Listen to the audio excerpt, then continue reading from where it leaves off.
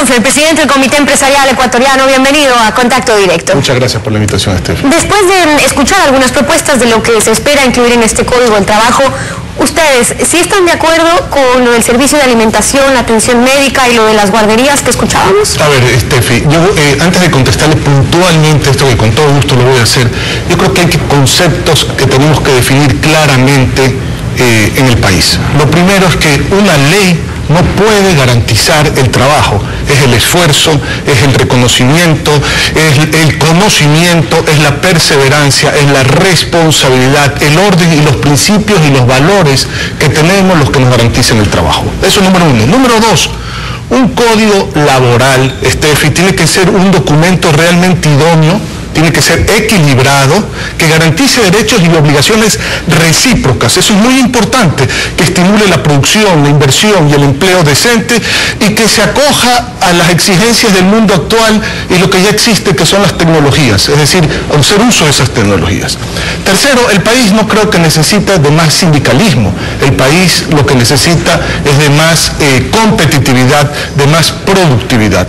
Y cuarto, yo creo que es sumamente importante entender como un principio fundamental, Estefi, que no hay empleo sostenible sin empresa sostenible. Eso yo creo que es fundamental y ya se entiende en todos lados del mundo en los foros. Bueno, y dentro de esas aspiraciones, ¿cómo ven que se está cristalizando dentro del proyecto? Con propuestas puntuales que la vamos a ir revisando, como la que le menciono. Sí, cómo no. A ver, vemos cosas positivas, vemos cosas por el momento negativas y vemos cosas que aún son inciertas. El tema de la salud, el tema de las guarderías, el tema de los comedores, Estefi, es un tema que hay que discutirlo, porque va a depender de la situación geográfica de la empresa, va a depender del número de trabajadores. Es decir, imagínese usted una empresa que esté a más de 2 kilómetros de un pueblo cercano. Esa empresa tiene que tener comedores. No quiere decir que tiene que ser el empleador el que tenga que proveer la alimentación, pero tiene que tener comedores. Pero hay cosas en la Constitución, y no voy a entrar en el ámbito legal, porque seguramente muchos abogados laborales nos están viendo en este momento, pero hay cosas en la Constitución, como por ejemplo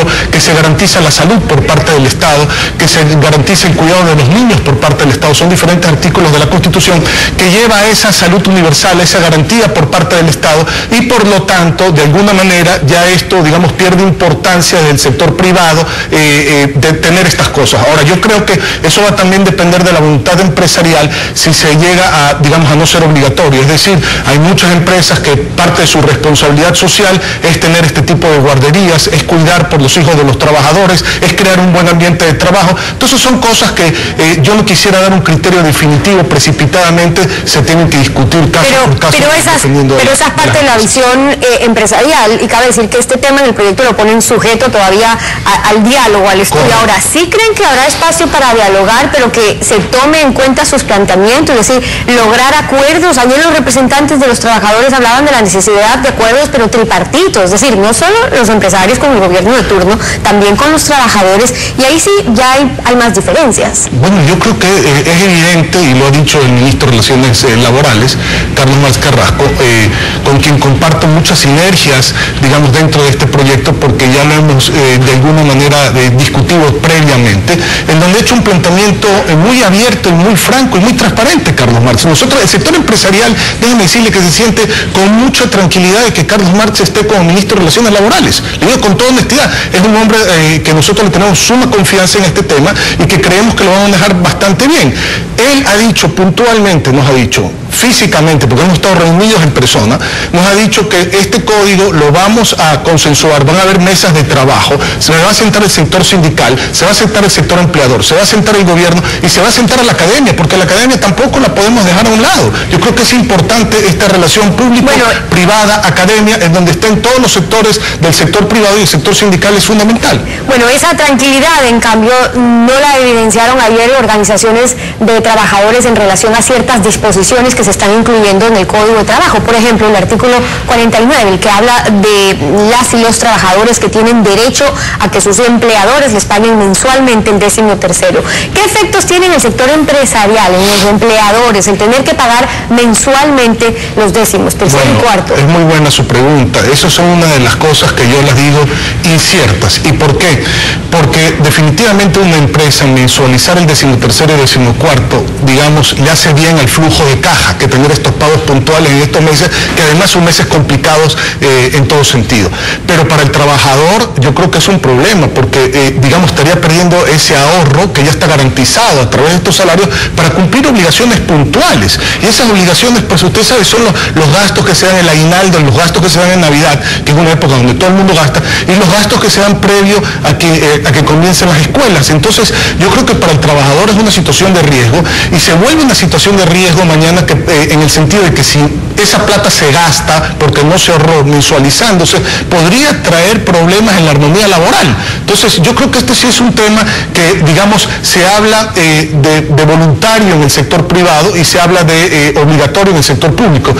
Tendríamos que redefinir esto de alguna manera, porque creo que así sea voluntario para el mejoramiento del flujo, digamos, de caja de las empresas, podría traer un problema a los trabajadores. Ahora, si el texto queda como está, la regla sería que se mensualiza, eso dice el proyecto, salvo una solicitud expresa y por escrito de la o el trabajador del sector privado. Es decir, tiene que indicar que no quiere que sea mensual y que el pago debe realizarse antes del 25 de diciembre de cada año, digamos, para que se mantenga como está actualmente. Ahora, siendo un derecho del trabajador, como lo ponen, la opción no recaería en el empleador, sino en el empleado si quiere o no hacerlo mensual. Bueno, como está escrito, sí, pues ahí dice que es la voluntariedad por parte de él. Yo, como les digo, estas son cosas que hay que debatirlas. Por eso es que el tema de la socialización del proyecto, del debate abierto, franco, transparente, con todas las partes involucradas, se vuelve de suma importancia para ver las consecuencias en el mundo real de lo que está escrito en los papeles. Entonces, este sí es uno de los temas, como hay otros,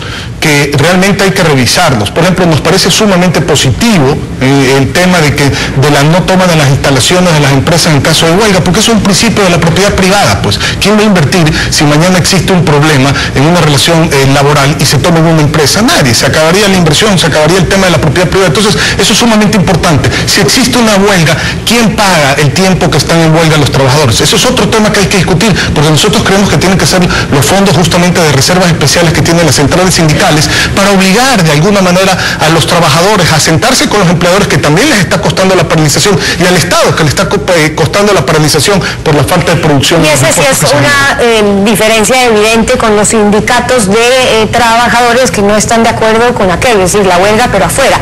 Ahora, el artículo 84 que habla sobre las jornadas prolongadas de trabajo, y es importante esto porque aplica para todos, la o el empleador, dice, podrá establecer, en razón de la naturaleza del trabajo, que se elaboren jornadas que excedan las 8 horas diarias o más de 5 jornadas en la semana, siempre que no supere el máximo de 40 horas semanales establecidas en el artículo anterior, en un horario, y aquí viene lo importante, que se podrán distribuir de manera irregular en cualquiera de los 7 días de la semana, pero destinando al menos 24 horas consecutivas de descanso.